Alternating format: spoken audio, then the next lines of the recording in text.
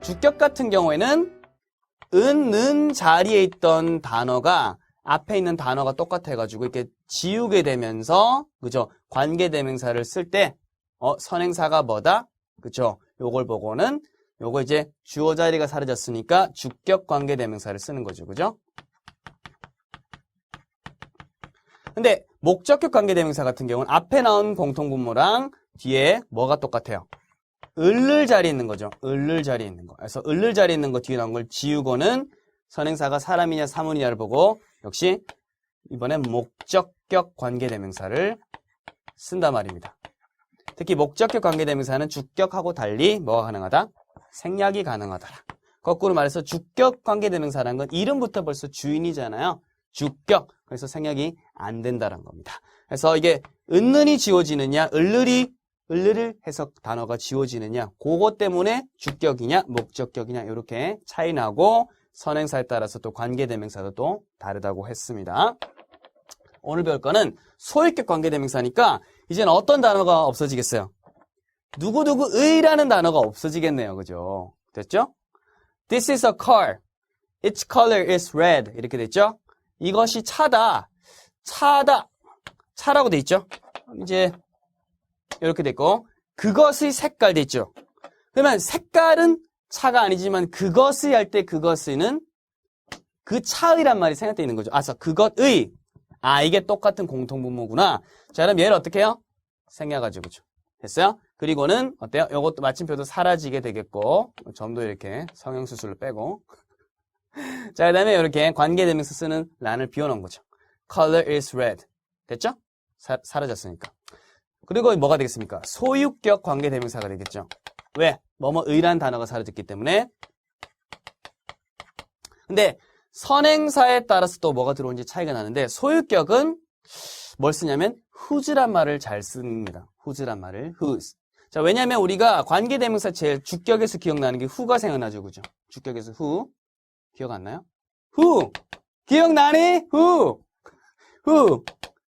그래서 얘가 주격이 되고 who보다는 whose란 말 자체가 소유격이잖아요. 그죠? 누구의. 원래 누구의 원래 이렇게 해석이 됐었잖아요. 근데 관계대명사 그렇게 해석하진 않잖아요. 어쨌든 생긴 거 봤을 때 얘가 소유격에 가깝기 때문에 whose란 말을 쓰는 겁니다.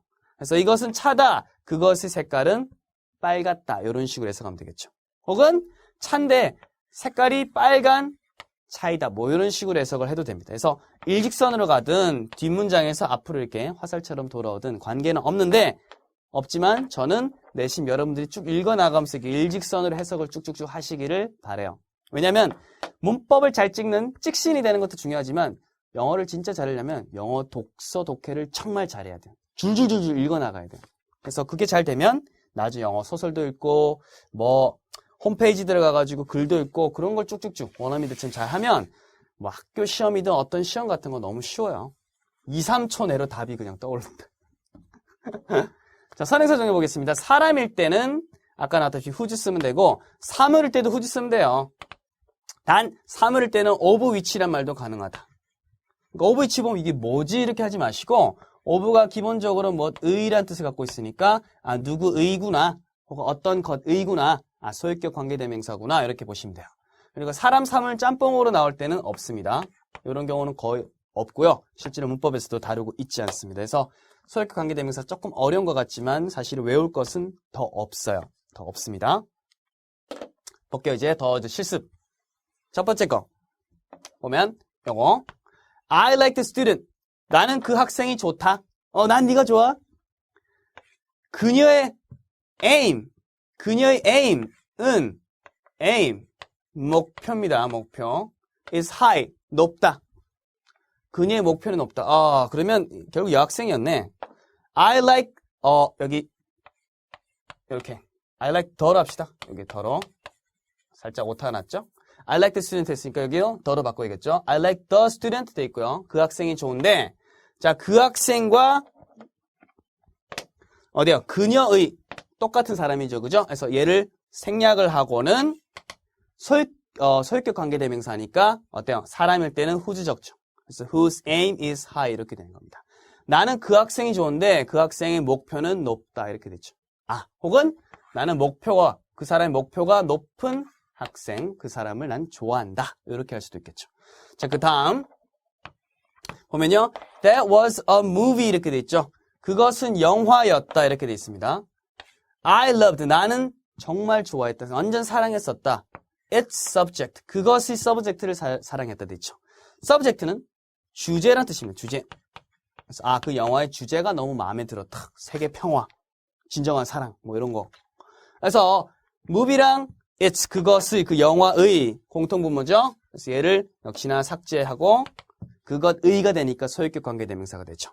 There was a movie 되고 whose 쓰거나 혹은 movie는 사물이기 때문에 of which를 써도 된다는 겁니다.